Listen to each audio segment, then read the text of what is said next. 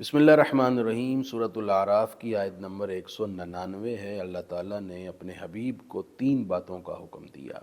कितनी अहम 3 बातें हैं कि इमाम जाफ़र as-सादिक का कौल इमाम कुर्तबी इस आयत के तहत नकल करते हैं कि इमाम जाफ़र ने फरमाया कि ये आयत कुरानी अखलाक का जामे तरीन गुलदस्ता है, हुजूर की अखलाकी हयात का एक खूबसूरत खुलासा है। अल्लाह ताला ने फरमाया अपने हबीब से, खुज़िल अफ़्वा, प्यारे महबूब आप मुआफ़ फरमाएँ। जो भी कसूरवार माज़रत के लिए हाजिर हो, इंतकाम न लें, मुआफ़ कर दें। वअमुर बिल उर्फ़, आप लोगों को मुफ़ीद बातों का हुक्म दें। वअरिद अनिल जाहिलीन, जो जाहिल और बेसमझ लोग गुफ्तगू करते हैं आप उनसे एराज़ फरमाएँ, उनकी नासमझी पर उनसे दरगुज़र फरमाएँ। 3 बातें हैं और हुजूर की सारी ज़िंदगी इन बातों की आमिल नज़र आती है। हिबार बिन असवद, वो शख्स जिसने हुजूर की शहज़ादी हज़रत सैयदा ज़ैनब को नेज़ा मारा, आप सवारी से गिर गईं और आपके बतन का हमल ज़ाया हो गया। बेटी पर जब ये गुज़री तो बाप पर किस कदर सदमा हुआ और कितनी तकलीफ़ और अज़ियत हुई।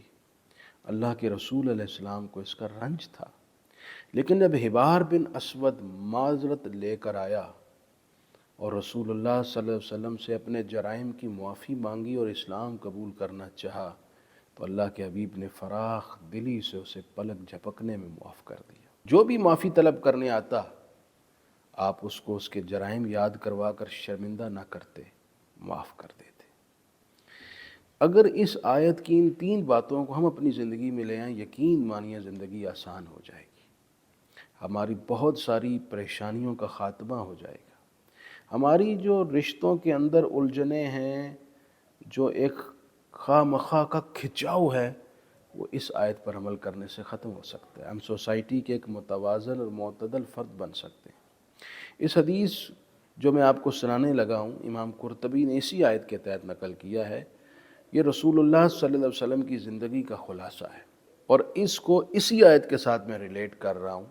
यूँ समझ लीजिए इस आयत के इजमाल की तफसील है ये हदीस पाक। रसूलुल्लाह ने फरमाया, मुझे मेरे रब ने 9 बातों का हुक्म दिया है। पहली ये कि मैं ज़ाहिर और बातिन में इखलास को अपना शियार बनाऊँ, हर काम सिर्फ़ अल्लाह के लिए हो।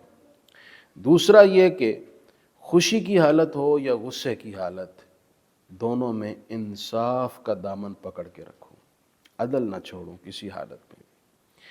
तीसरा ये कि खुशहाली हो या तंग दस्ती, मियाना रवि कायम रखूं।